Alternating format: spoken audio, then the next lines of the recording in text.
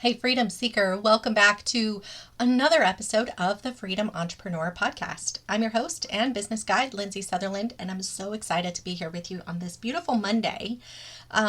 Today, it's still fall. I'm actually have to say I'm grateful we haven't had snow. I still have so much to do on the farm.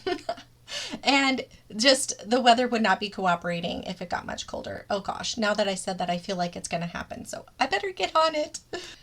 Today, I want to talk about the importance of one transformation. I think this is one of the hardest things for people to nail, myself included. I've struggled with this as well. And there's a reason that it does is because sometimes what we think people want or what we want to help them with or what we think we're good at isn't really what people need. Okay, so today I want to dig into how to evaluate your idea to tell if it is really what the market needs.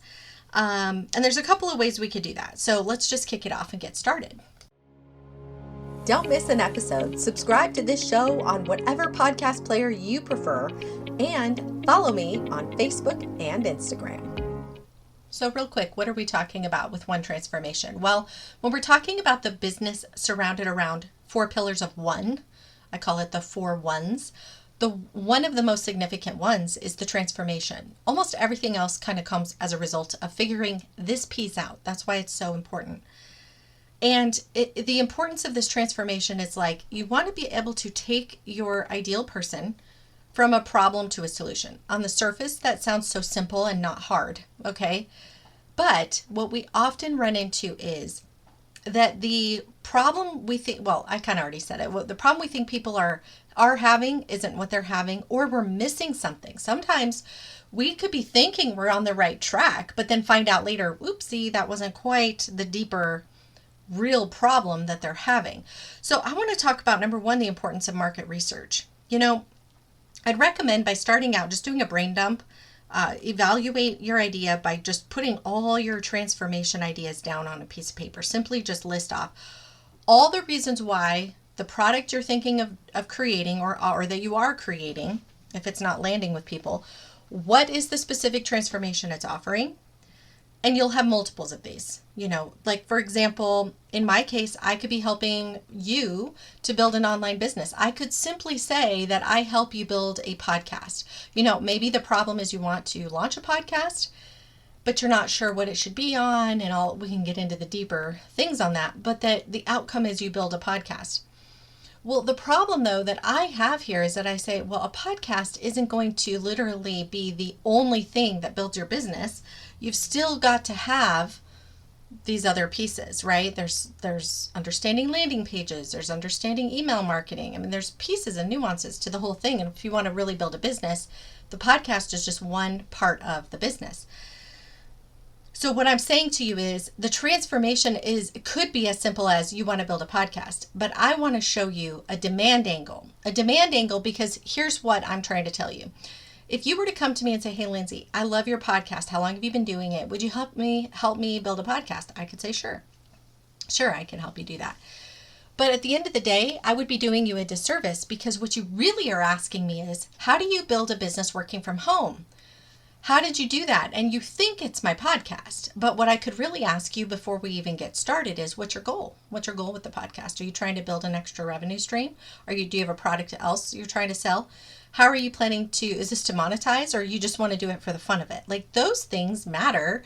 And if I don't take the time to really ask you or I just teach you how to build a podcast, you're going to be disappointed because you're going to have launched a podcast, but you're not going to have attained your bigger goal. So you want to get clear on what is the root transformation that people are really seeking. We're talking life-changing, deeper meaning. So start by just brainstorming the things that come to your mind. The second piece of those is ask yourself when you're looking at those, what of those ones on your list, what are people desperate to fix? Like, what will they be like, yes, I need that in my life. I need that one thing. Or this particular one thing is more intense of a pain point than maybe the other few things on your list.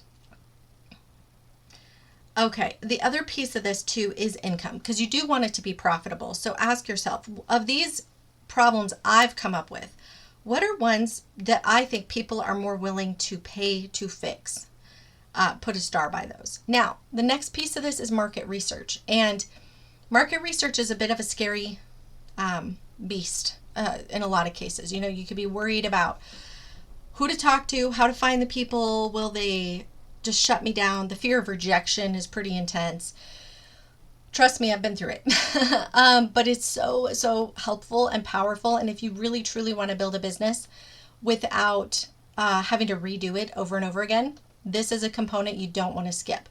Whether that's doing it in a workshop setting, which we've talked about before, or you just literally reach out to people and say, hey, I need to interview people who are interested in, let's just go with the podcast thing, you're interested in starting a podcast. And when you interview them, you ask them those deeper questions. What's your goal with the podcast? Is this something you want to monetize? Do you already have a business and the podcast is just amplifying that business or your brand? Or is this something that you're just starting because you think it's going to generate you money?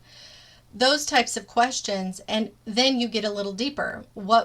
If I could solve this one problem, is that something, how would that transform your life? What feeling would it generate for you?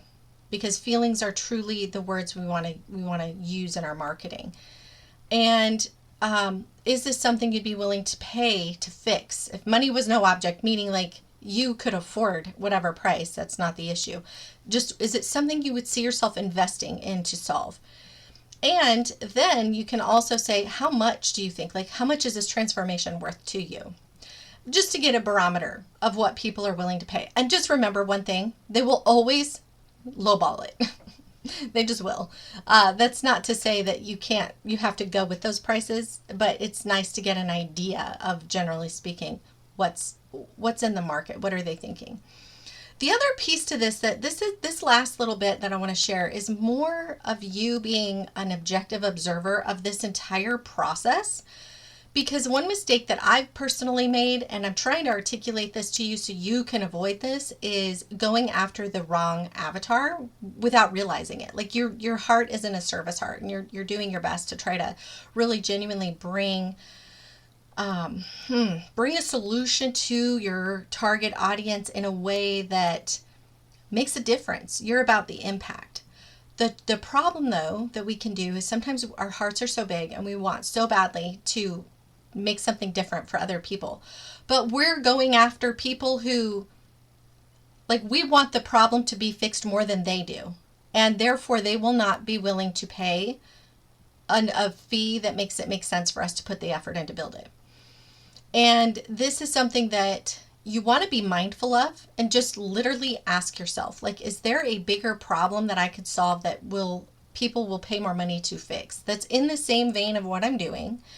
How can I tweak what I'm doing and make it make sense for somebody else who's willing to pay?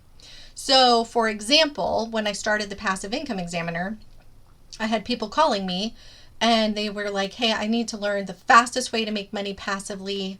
And of course, this was way before AI or anything like that, because I'm going to be quitting my job. And I'm like, Pat, it's really, there isn't anything that you can build it and turn it on that fast.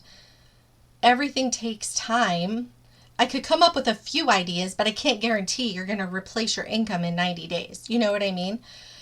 That was the caveat. And these people were in a position where they desperately wanted a transformation, but they didn't have the money because they were in a position where money was what they needed. Well, okay, so, you want to find somebody who's maybe a little bit farther higher up on the scale. Like maybe and this is how I've pivoted. So now I work with business owners who have an income stream, but they're burning out on time. Do you notice the shift between money and time? That's super powerful. I think I said this last week, like people will pay more to get back their time than they will to get more money. Especially because, let's be real, time is a finite resource. It's just and it's also true for people who realize the value of their time. That's an important distinction because not everybody who doesn't have time realizes the value of their time. So you're specifically wanting to tailor your idea, your demand angle, to people who understand the value of their time and are willing to pay to get back more time. Does that make sense? So that's ultimately what you want to be thinking about. where I'm going with that is that objective observer, where after you start talking to people, start really asking yourself, was this person valuing their time or do they value their money? Because a person who values money is going to lowball offer you. A person who values their time will be happy to pay a higher price to get that transformation. That's what I'm trying to say. Finally got it out. All right, so this episode is short and sweet as usual. I hope it's helpful. Please be sure to share this with anybody else that you find could be benefiting from this episode. And I appreciate you tuning in today. Until next time, bye for now.